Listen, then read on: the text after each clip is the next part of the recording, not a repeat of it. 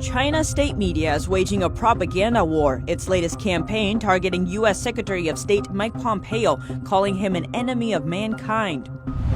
An interview with a citizen inside China reveals the extent of China's propaganda arm. An American commission calling for more sanctions on officials from countries who violate religious freedom. The Trump administration introducing new rules to prevent the Chinese regime from getting a hold of advanced U.S. technology for military use. And countries are rethinking their relationships with China during the pandemic. And today we look at one of the most important countries in Africa. Welcome to China in Focus. I'm Tiffany Meyer. For the Chinese Communist Party, the war against the epidemic is also a propaganda war. This includes improving its own image and damaging the reputation of its enemies. On April 27th, the Chinese regime's mouthpiece, CCTV, commented on U.S. Foreign Secretary Mike Pompeo, accusing him of spreading a political virus and turning himself into an enemy of mankind.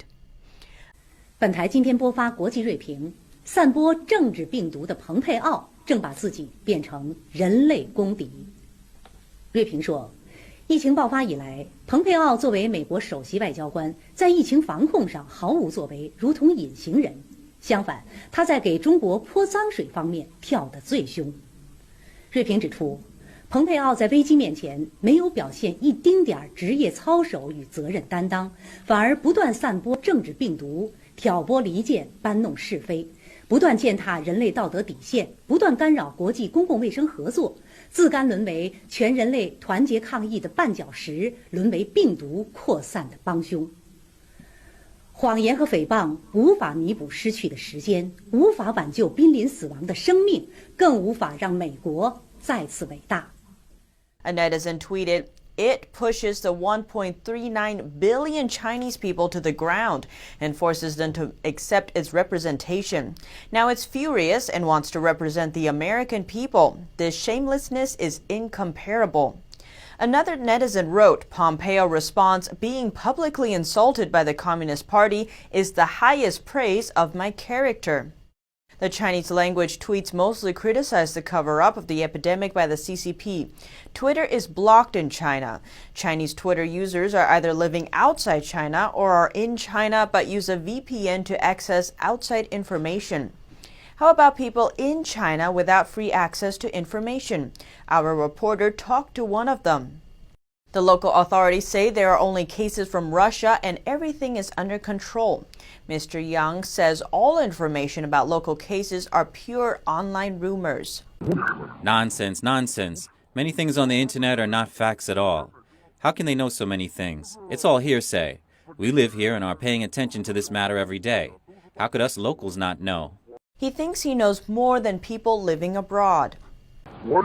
I know somebody in the public security system and somebody in customs. The amount of information we get, we don't get any less information than you. He trusts the authorities, and because he has his own business and his family has enough to eat, he's happy with his life. The government publishes the latest information every day. It's announced every day in the community and in the residential area.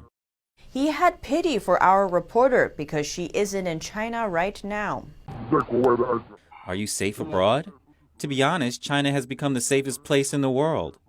He also talked about the whistleblower Dr. Li Wenliang from Wuhan, who put the information about a new coronavirus online. It was seen as a rumor and deleted by internet police in China. Dr. Li was silenced by the authorities. Later, he died from the disease. Mr. Yang said this is a national affair and has nothing to do with regular people like him. As a whistleblower, his merits and demerits, be it at the national level, be it at the local level, everyone makes a judgment in their hearts. It has nothing to do with us as regular people. The most important thing is to ensure that we don't get infected. The media Mr. Yang reads are all on state-run media shared on WeChat, which is controlled by the Communist Party as well. He asked our reporter if what he read on WeChat is true, that a European journalist wanted to protest against the lockdown measure because it restricted his freedom but got infected. You are abroad. Everyone wants to have freedom. I read the online report. I don't know if it's true or false. It said a reporter licked the sputum of an infected person. He then got infected himself. Is it true? He believes Chinese people living abroad are having a hard time because of xenophobia. Foreigners are xenophobic. Many Chinese students abroad are abused and beaten when they go out, so they dare not go out. Our reporter told him this is just propaganda. He responded he didn't want or need to know too much. A video from Taiyuan City shows hundreds of people in front of an outpatient department at one of the city's biggest hospitals. It's not yet known why they were gathering there. Internal documents obtained by NTD reveal Beijing is now regulating funeral homes, with many setting up workstations inside hospitals. According to the documents, funeral homes in Beijing will set up mortuary stations in hospitals and provide 24/7 service. 21 state-owned hospitals will work with 5 funeral homes. Many now wonder if the new guidelines point to the regime expecting another outbreak. Documents seen by NTD show a district in Beijing is converting hotels into quarantine centers. Local residents tell us almost all 3-star or higher hotels are being used as quarantine centers. A French politician is calling for an international health tribunal to hold countries accountable for disasters. Guillaume Peltier first proposed the idea in 2018. Now, amid the pandemic, he's updating it. He appealed to the National Assembly yesterday in hopes of establishing an international health tribunal to hold China and the WHO accountable for the pandemic. He said people have a right to know why the Chinese regime and the WHO lied. This comes amid growing global calls for an independent investigation into how China handled the virus outbreak. The EU's foreign policy chief, Josep Borrell, denies the EU caved to pressure from Beijing over a virus disinformation report. He came under fire after multiple reports showed changes to the document. The report highlighted disinformation campaigns amid the pandemic, but multiple reports showed changes made to the final report, including a watered-down criticism of China. China's foreign ministry has aggressively denied any wrongdoing, claiming it's the victim. Israel's health ministry has banned the use of virus test kits from China. It comes after labs noticed some were contaminated. Washington state also reported contaminated test kits from China. Both Spain and the Czech Republic also reported defective test kits from China, with the results being false 70 to 80% of the time. The UK has also found issues with Chinese antibodies tests, saying it gave inaccurate results. Concerns are growing over the virus situation in Africa. Public health experts worry Africa's fragile healthcare systems could be quickly overwhelmed if the virus spread isn't contained.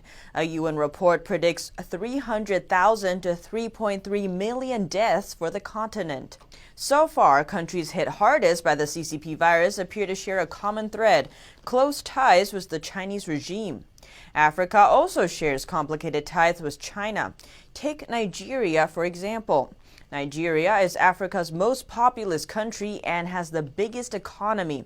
It's also one of China's most important trading partners and major investment destinations on the continent. Ogun, one of Nigeria's states, formed a free trade zone with China's southern Guangdong province. The area also has a relatively large population of Nigerians living there. A large part of the ties between the two countries has to do with oil. Nigeria is Africa's leading oil producer. It pumps a kind of high-quality oil known as sweet crude, known for its slightly sweet taste thanks to a low sulfur content. The oil is highly sought after. Nigeria is highly reliant on its oil industry. It brings in over 70% of the country's federal revenue. Nigeria's massive oil reserve attracted attention from China. Western oil companies used to dominate the oil industry there, but when China entered the scene, it brought development offers with it. In 2005, PetroChina signed an $800 million deal that imports 30,000 barrels from Nigeria to China on a daily basis for 5 years. The next year, then Chinese leader Hu Jintao visited the country. During his visit, China secured 4 oil drilling licenses. In return, Nigeria's infrastructure would receive $4 billion in Chinese investment. Later, Chinese oil firms were also given preference for oil exploration in Nigeria's Niger Delta region, Africa's most important oil-producing region. And Nigeria's oil reserves are still attracting Chinese interest. In 2019, Chinese investment in Nigeria's oil and gas industry hit $16 billion. Aside from oil, China also financed and built multiple infrastructure projects in Nigeria. But the funding didn't benefit locals, since Chinese companies prefer using their own workers instead of hiring locally. They're not interested in buying locally either. Chinese construction companies ship large quantities of industrial materials from China. Not only that, they also sell the materials to local markets at competitive, low prices. But the competition doesn't end there.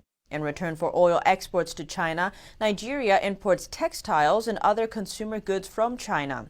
The country is now China's second largest export market in Africa. But the flourishing Chinese goods spelled disaster for its domestic economy. Nigerian workers dye their fabric using indigo plants mixed with cooking ashes. Chinese companies can produce almost identical patterns using synthetic dyes and at a much cheaper price point. It's hard for their Nigerian counterparts to compete. Nigeria's textile and apparel industry used to be the second largest in Africa, but within 20 years, employment in the sector plummeted from 600,000 to 20,000. The influx of Chinese goods largely contributed to the sharp decline. Likewise, the New York Times reported a similar drop in Kano, Nigeria's dye pits. That's where cloth is dunked into 6-foot pits of dye to achieve the city's signature blue color. There, employment dropped from nearly 1,500 to 250 in 10 years. In response, textile mills closed down, workers lost their jobs, and residents protested in the streets. They hoped to revive the textile sector, now crumbling under the influx of Chinese goods. To handle the chaos, Nigeria's government once again sought help from its largest creditor, China. Last year, the Nigerian government received $2 billion of Chinese investment into its textile industry. China and several other countries continue to violate people's religious freedoms. So an American commission is asking the administration to sanction more officials. NTD's Miguel Moreno has more on their annual report and an additional country that made it into the top tier. A new report from the U.S. Commission on International Religious Freedom says India has allowed nationwide campaigns of harassment and violence against religious minorities like Muslims. Chair Tony Perkins went over why they want the State Department to designate India as a CPC or country of particular concern in an interview with American thought leaders. They're trending in a very problematic and troubling way. We're seeing, we're seeing this systematic, ongoing and egregious violation of religious freedom, both by the state and by non-state entities, that they're allowing it to happen. But there are others, 14 in total. They also want China redesignated as a CPC. One member of the commission said there is no question that China is the world's foremost violator of human rights and religious freedom, and that it cannot be compared to any other country. Chair Perkins mentioned reports of forced organ harvesting. We see Falun Gong, which is another religious minority that is suppressed in China, in fact linked to forced organ harvesting. What I have seen very reliable, that's become big business in China. The U.S. can pressure countries with CPC status with sanctions to get them to change if nothing else can be done through public policies. One of their key recommendations to the administration was to impose more sanctions on officials who participate in religious persecution. Miguel Moreno, NTD News. There were also some improvements, like in Sudan, where a transitional government has allowed for the freedom of belief and worship. The Trump administration has introduced new rules to prevent China from getting hold of advanced U.S. technology for military purposes. The Trump administration has moved to restrict exports of technology to countries that pose a threat to national security, including China. The move plugs a loophole which allows advanced technology, like semiconductors and sensors, to be exported for civilian use, but actually end up in the hands of a foreign military. Casey Fleming is CEO of Black Ops Partners, a leading U.S. intelligence and security company. We don't want them using our technology and our research and development against us. They can use the technology internally to power their military, but then also to create countermeasures to render ours neutral or useless. The definition of military end user has been expanded to include anyone who supports the operation of the military. This includes Chinese companies whose core business is not related to the military, but has military customers. In these cases, American exporters will need approval to send national security-controlled items to these companies. It's seen as a counter to China's civil-military fusion strategy, which forces private Chinese companies to hand over technology to the military when asked. They strip away technologies and say, hey, look, listen, 80% of this can be used in building the Chinese economy and what we know it as the private sector, but then another 70% or another 60% of that 100% can also be used in developing military. Other countries selling American products will also need approval from the U.S. before sending them to China. President Trump said on Monday the U.S. may seek hundreds of billions in damages from Beijing. The U.S. is currently investigating China's handling of the virus. And we are not happy with China. We are not happy with that whole situation because we believe it could have been stopped at the source, it could have been stopped quickly, and it wouldn't have spread all over the world. He said there are a lot of ways to hold Beijing accountable, and if damages were sought, the amount would be substantial. A reporter brought up the issue of compensation by mentioning a German newspaper editorial. The editorial billed China for about $163 billion in losses to Germany caused by the pandemic. I mean, this is worldwide damage. This is damage to the U.S., but this is damage to the world. Also on Monday, the president unveiled new plans to speed up and expand testing for the CCP virus nationwide. He said the White House Coronavirus Task Force is confident they have enough testing capacity to begin reopening the country. The White House published 2 documents on Monday, which lay out plans to increase testing. The documents give guidance to states on how best to increase testing capacity, establish systems to detect local outbreaks, and conduct contact tracing. President Trump said testing would become one of the country's great assets. The announcement comes as the administration faces pressure to increase testing capacity, seen as key to lifting lockdowns sooner. The U.S. has conducted 5.4 million tests so far. Nearly double the number tested in any other country, more than twice as much as any other country.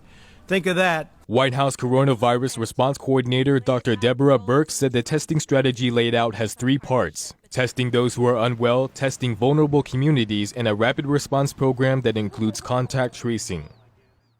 Montana is the first state to lift restrictions on schools. As kids there get ready to reunite, a few states over, Chicago is taking a different road, tightening up despite a court order to relax.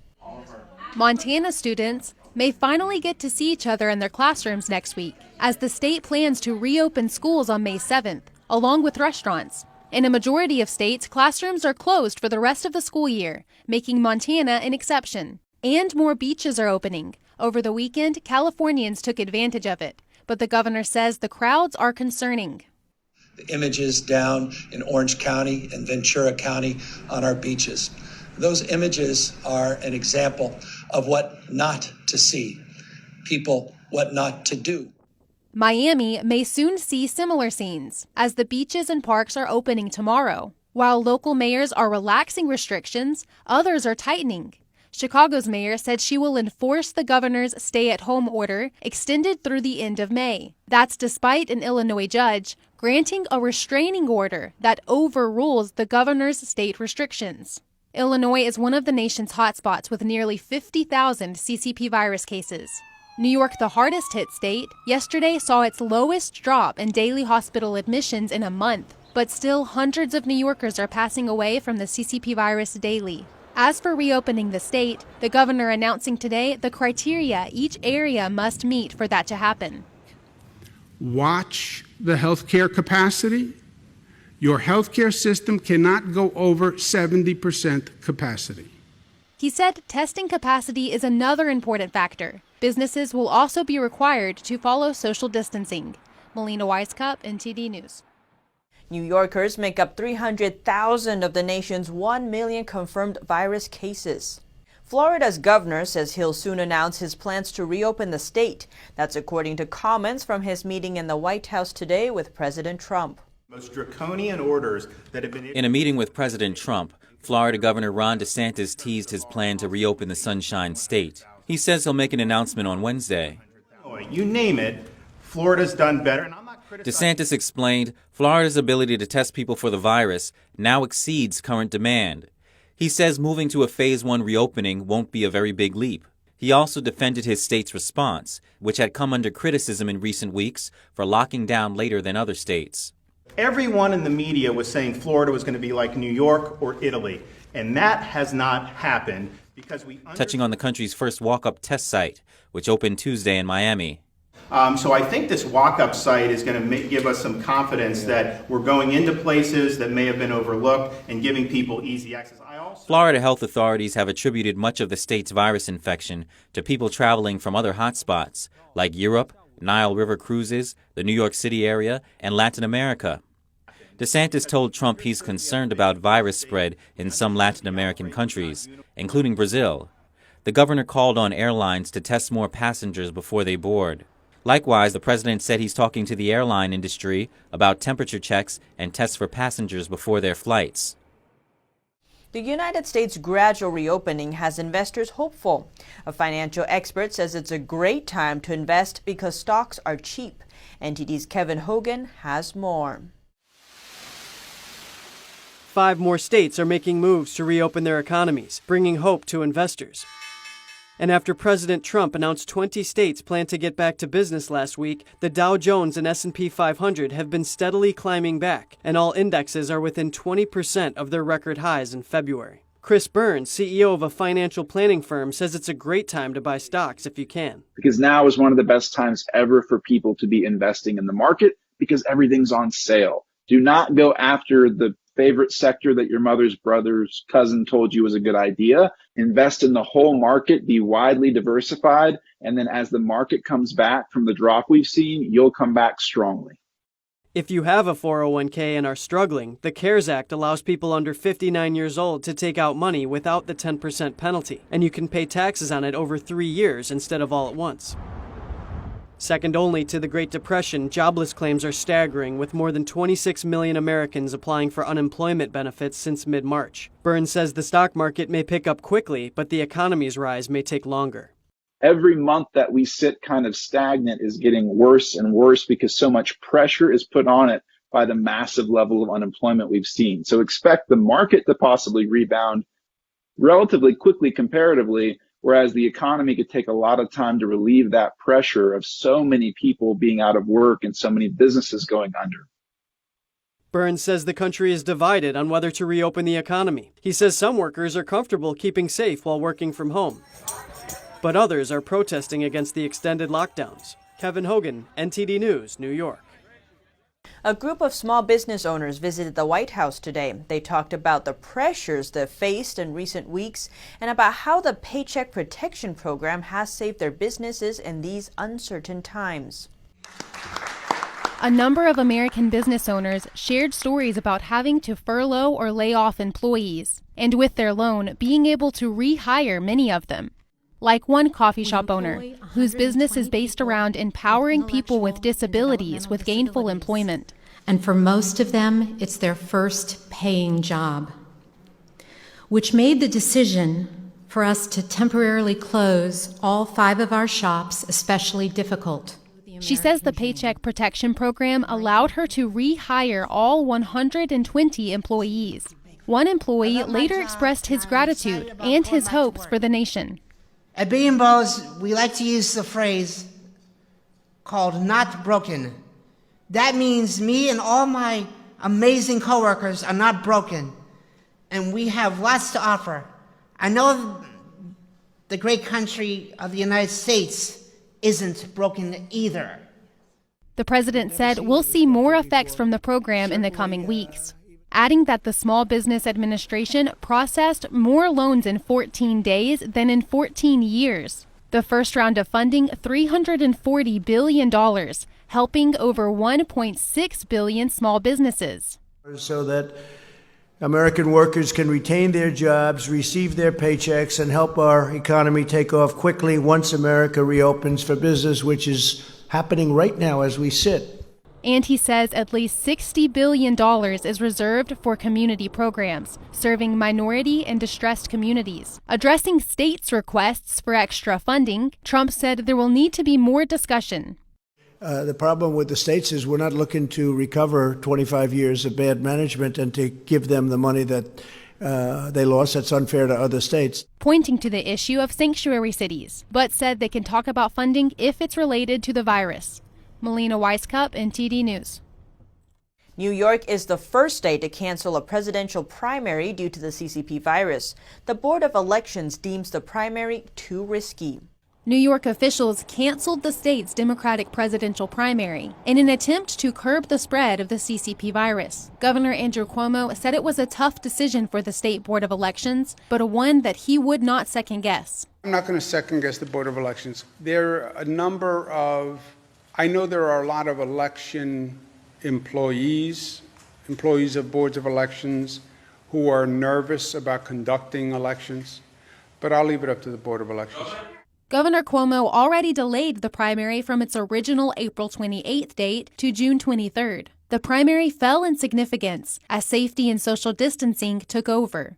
And since Senator Bernie Sanders dropped out of the race, frontrunner Joe Biden no longer has any real opponent. The Board of Elections Democratic co-chairman, Douglas Kellner, said holding the primary would be frivolous. Another member of the board told the New York Times the board decided to cancel to minimize the risk of spreading the virus. Sanders' campaign condemned the decision, saying the Sanders campaign was suspended, not ended. Sanders' advisor reminded the Board of Elections the primary process not only leads to a nominee, but also to the selection of delegates. He said people in every state should have the right to vote for their preference. Walgreens is expanding its drive-through virus testing. Yesterday's announcement follows a similar statement from CVS. Walgreens says it will provide the tests in 49 states plus Puerto Rico. It says it's working with government and health leaders to focus on underserved communities. The goal is to test 50,000 people a day. CVS says it will offer drive-through testing at up to 1,000 locations soon. It hopes to test 1.5 million people a month. And if the UK's death numbers keep rising the way they are now, they may soon surpass all of their neighboring countries. Britain is on track to record one of the worst virus death toll in Europe.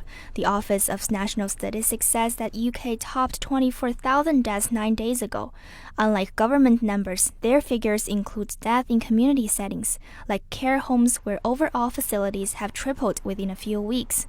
The UN World Food Programme is reporting the first disruptions in some food supply chains. Similarly, the WHO appealed for more flight capacity to step up shipments of test and protective equipment. Both issues have surfaced amid greatly reduced international air transportation. Russian President Vladimir Putin is extending the country's non-working period until May 11th. Restrictions were due to be lifted at the end of April, but Putin says the peak of Russia's infections have not yet been reached.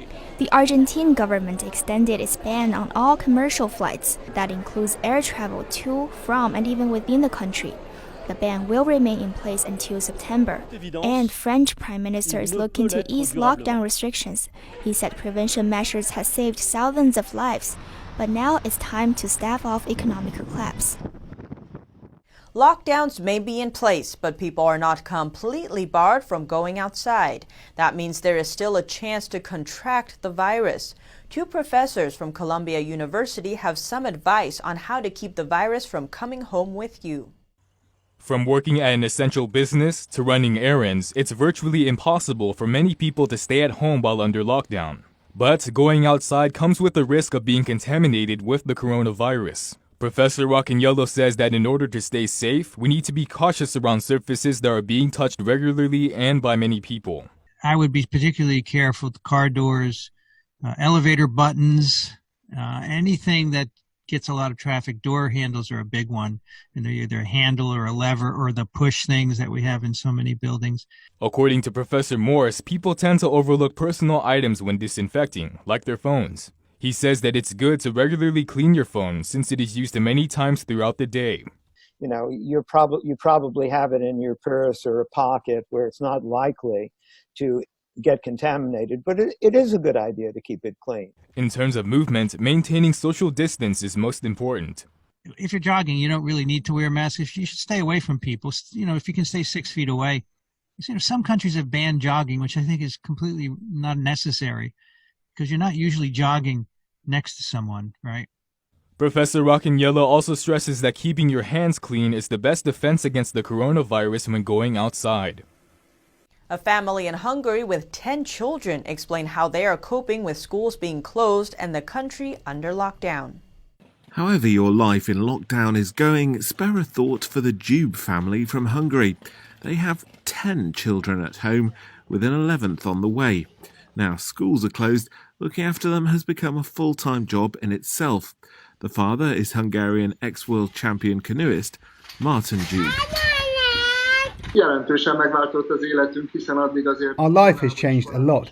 As the younger ones were in nursery or school before, now everyone is at home. So we have 10 kids here all day, and keeping them occupied is no small task. Martin and his wife Dora get by with 2 fridges and a freezer and use a 17-seater bus to transport the family around their home city. But the biggest challenge has been homeschooling. 6 of the children, who range in age from 15 years to just 4 months, have been studying at home for weeks. With 6 girls and 4 boys and a 5th boy to be born soon, the couple plans to keep growing the family. I think we would not stop here. If God gives us more children, then we would like to have 1 or 2 more. The Jubes say the lockdown has taught their kids to be more self-reliant and helped bring the family closer together. Here at China in Focus, we dedicate ourselves to bringing you truthful, unbiased reporting. Don't forget to subscribe for the latest updates and see you tomorrow.